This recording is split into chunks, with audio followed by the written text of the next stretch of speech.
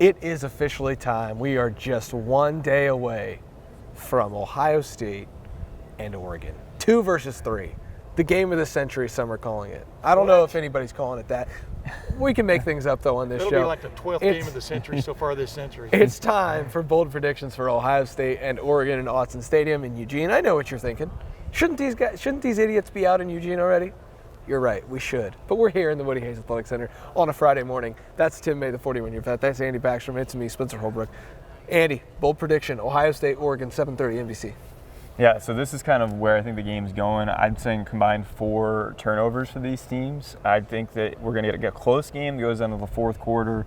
And look, you have Dylan Gabriel as quarterback at Oregon. He had 3 red zone interceptions over the last 2 games. You have Will Howard, who's had an interception in 3 games in a row. And it doesn't just have to be interceptions. These are 2 really good defenses. They take the ball away. They don't just accept turnovers from teams. So I think we're going to have a well-contested game. Well, that's right. We'll have a well-contested game, combined 4 turnovers, a close game that goes down to the fourth quarter. Oh, wow. That's a very neutral, bold prediction there. I like it. I've watched Oregon a lot on video because I had a lot of other things to do, but I decided to do that anyway, if you're following my drift. Proud of you, Tim. I think Ohio State rushes for 200 yards in this game. I think it's going to be an interesting match up front. And I think this Ohio State offensive line is up to it. It's a totally different challenge from a week ago based on the way Oregon likes to play up front, play games up front, do late shifting and things like that. But there's a good chance I think Ohio State catches them on the flip-flop, not just one time, catches them on flip-flop a few times in that little gambit they like to play. So Ohio State minimum 200 yards rushing. Final answer. That's my bold prediction. Okay. I'm going to stick with an Ohio State offensive bold prediction as well. I think Jeremiah Smith and Emeka Egbuka are going to combine for 3 touchdowns. However that happens, I don't know. Whether it's 2 for Emeka, 2 for Jeremiah, I don't really know. And maybe that's not bold enough. Maybe I should, give something better than that. But one of these guys is going to have a pair of touchdowns because they are the 2 weapons in this offense. I love the running backs. I really do. Will Howard's playing well. Like Andy said, an interception in each game. It's not going to surprise me if he throws one in this game. But the story of this game is going to be Jeremiah Smith and Emeka Egbuka against this Oregon secondary that I think can be got a little bit, other than Jabbar Muhammad, who even then I think I'd take Jeremiah over him in a wide receiver versus corner matchup. So I think one of those guys is going to catch a pair of them, and I think the other is going to have a touchdown. So give me 3 touchdowns combined for those 2. I don't know how you defend this entire offense. And I'm not saying it's not going to happen. I'm just going. I think Dan Lanning is not going to want to get beat on the ground, and so he's going to make Ohio State throw, and Ohio State will be more than happy to do so. Offensive player of the game. Give me G. Scott. Okay. Big game, tight end sometimes makes the play. We don't talk about G. Scott all the time. Maybe it'll be Will Kazmarek, maybe it'll be Bennett Christian. I think don't talk yourself out of it. No, I'm just saying I think it's going to be a tight end, and the most prevalent tight end right now is G. Scott. He's the guy that starts every game. He's the most experienced in the room. He's a leader on this team.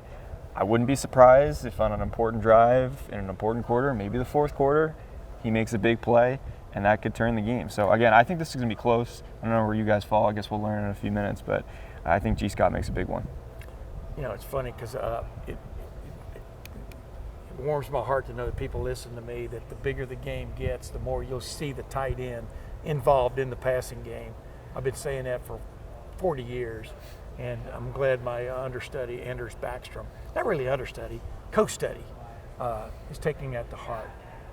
Did I already give my bold prediction? Your offensive player of the game is what we're looking for. Offensive player of the game is going to be Will Howard, because Will Howard has to have a game. And that can just be directing traffic. That could just be dishing the ball here and there, point guard. Will Howard has to have a stout game, throwing and possibly running again like he did against Iowa. That horse has barely gotten out of the stable. And that's what's going to be interesting to watch.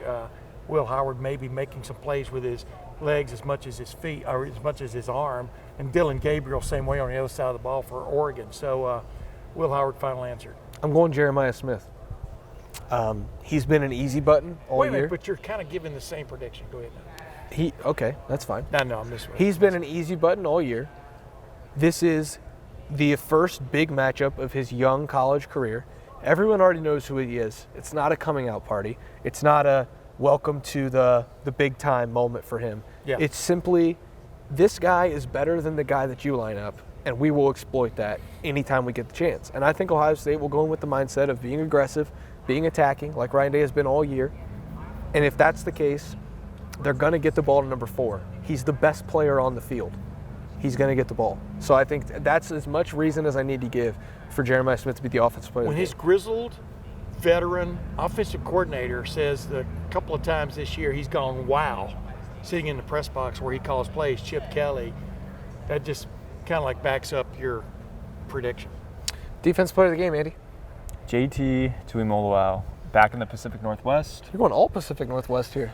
Hey, yeah, they're coming home kind of a little bit. Seattle, kind of close. I don't know. Well, we'll but find hey, out. Bigger the game, sometimes the bigger JT Tuimoloau is. He's not always the game wrecker that he can be in those big ones, but often he is. I mean, look at the Notre Dame game last year, the Penn State game last year, the Penn State game the year before that. I think he's going to have a good game, and maybe, again, for this to be the player of the game on offense or defense, it just really takes 1 or 2 plays to make a difference, and I think he'll do that against Oregon. That's the thing about a defensive player. He can make 3 or 4 plays. He doesn't have to make a play every play. He can make 3 or 4 plays and become that guy. You know, I remember I told you I used to joke with Nick Bosa about that. You know, a quarterback, a right guard can't ever miss a block, but a defensive end can just be sitting there and all of a sudden make 2 or 3 sacks in a big time moment. Boom, that's all you're talking about. Could be one drive. I think JT, man, you didn't steal it because you didn't know I had it, but that's where I was going to go. So I'm going to go right next door to Tyleik Williams, depending on what set they're in. I'm going to go with Tyleik Williams because he needs to be a difference maker in this game from the inside of the defense. I'm going with Tyleik Williams. Final answer. I think I picked Ty Hamilton last week, didn't I? I think you remember. did. But the point was, both of these guys have a chance of blowing some stuff up.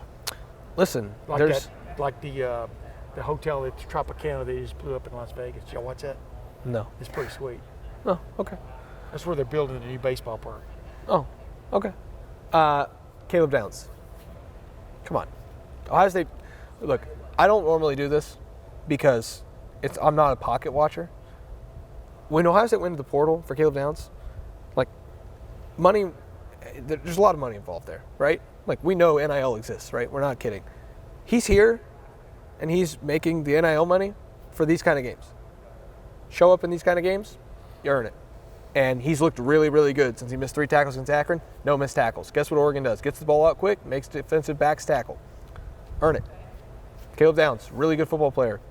Tackle these slippery Oregon wide receivers, Tez Johnson, Trayshawn Holden, tackle Jordan James if he's spurts loose for a big gain. Caleb Downs has a reputation of being one of the best defensive players in the country. If he is that on the road in a top 3 matchup, he will show up and play really well. And I think that Ohio State's going to win this game, and that's why I think Caleb Downs is going to have a big game. If he's going to have a big game, I'm going to pick him to be the defensive player of the game. Yeah. Score pick. Yeah, I'm By the going. way, there's nothing wrong with getting paid. It's No. It's legal now. That's not that. No, I'm not yeah. talking to you. I'm talking to them. It is just a fact of, like, these are the moments that they brought Ducks him are in getting for. paid. Dylan Gabriel's making a lot of money. Yeah, exactly. I'm going 24-17. I think this will be lower scoring. I like both defenses. I do. And I already said I think there'll be a combined 4 turnovers. That's not to say that it has to be sloppy. Again, these defenses are good enough to make you make mistakes or to just create them on their own. And I think it'll be a close game going into the 4th quarter. I think Ohio State wins 24-17, and I think Will Howard will have that drive you're talking about, Tim. And I think this will be a moment for him and an important one. I like Ohio State 34-21. I was fudging with 21 or 24. So let's go with 24. I like Ohio State 34-24. I think this defense is the real deal against really good teams who basically need to come out there and sling it. Because what have you got to lose in this game? Because these 2 teams are going to play again in December. So just go for it, right? Let it all hang out. But I like Ohio State. I just talked myself into 34-24. Saturday, I may make another move backwards with Oregon score. 34-24 final answer. You'll be stunned to know my final score pick, Tim. 34-23? 34-20. Oh. I said it on Tuesday, didn't love it. on Wednesday, started to dig in a little bit more on the matchup. Really liked it more, and made that a little bit earlier on Wednesday, my official score pick, as Andy heard, and I'm going to stick with that 34-20. I do think that this is a 7-point game late in the fourth quarter. Ohio State gets the ball back. Oregon has a chance to get a stop for the win. Can't get a stop. Ohio State scores a touchdown. Tacks went on 34-20. I don't think this is like a 2-score game, the length of the thing, but I think Ohio State will punch one in late to put an exclamation point on this one. Have the duck in puddles, if you know what I'm saying. Standing there on the sideline. His name is Puddles, guys. That's a little bit of the joke.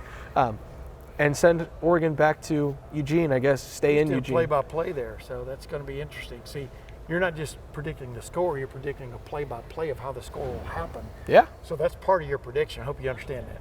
Sure.